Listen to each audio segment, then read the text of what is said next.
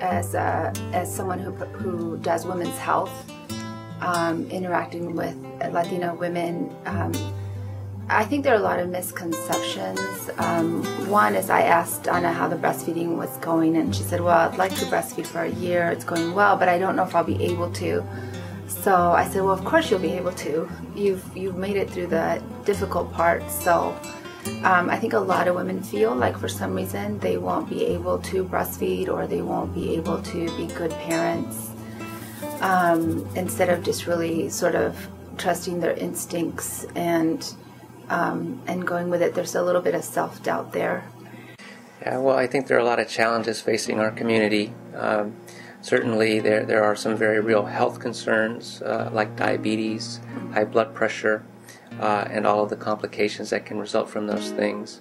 I think there's a crisis of education that starts very early on. You know, often we come from communities where our parents didn't have the privilege of going to school. They know the importance of it, and they want us to really seize those opportunities. But sometimes it's difficult, I think. Sometimes going through the school system, there are teachers that perhaps may not see a lot of excellence in us and not give us a lot of encouragement as we go along. And so as we look forward, you know, to try to get kids into college, into medical school, those become very significant issues. I know from my experience, and I think I see these with students as well, is that they're torn between being home, maybe trying to support the family. I have students that go home every weekend and to help out their parents, and then aren't as focused maybe on their studies, or they're having to work to get through school and to pay for their education. And so I think there's although that's important, and staying connected with your family is important during school, sometimes it can be a real distraction. And I think along with that, oftentimes I see students are overcommitted. They've made it to college, and they really want to give back. And that's what we always tell people, you know, it's important that you give back and that you do what you can to pull people up, but you can't do it if you're sacrificing your schooling and you're sacrificing your grades. Because if you don't have those grades, you don't get into medical school. I'm so hurt when I hear their stories, and I hear about all the negative things that people say to them, that you're not going to make it, it's going to be too hard, you know, find something else to do.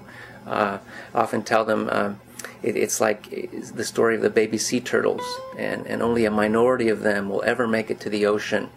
And you know, there may be predators that come and take the nest, or when they're hatched and they start to scramble out, the sun will burn them up, or other predators will pick them out, and only a few make it. And it seems like that sometimes for our students, that there's not a lot of help to help them reach their goal.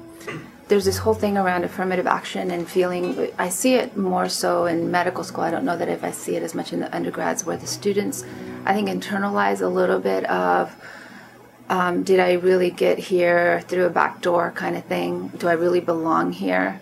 And I think that creates some self-doubt in the students. And there's a part of me that wants to shake them and go, you know what, get over it. Because if you got in, it's because someone saw the potential and someone thinks you belong here.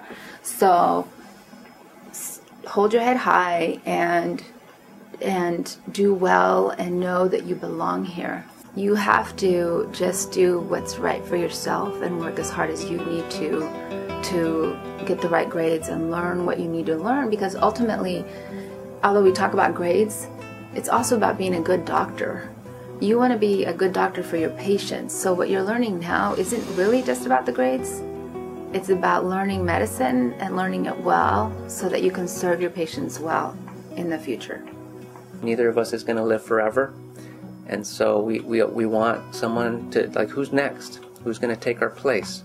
And so if we don't make the effort to bring new people in, and to find the replacements for ourselves, what will happen when we're taken away? The dreams that you have for a reason, and you should always follow those dreams. Don't let anyone take them away from you. And to always remember that you're not alone. You're just not alone. Medicine, I like to say, is a team sport.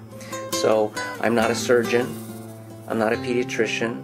I'm not an oncologist. But if I ever need those colleagues, then I call on them, and they're there for me, right? They don't refuse me.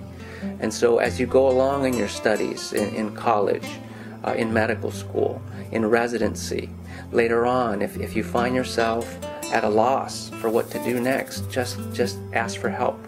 Just call someone like Dr. Solis or myself, and we'll be there to help you in any way we can. So it is a long road, but I like to tell students I did it, and if I can do it, I know you can do it. Just stick with it.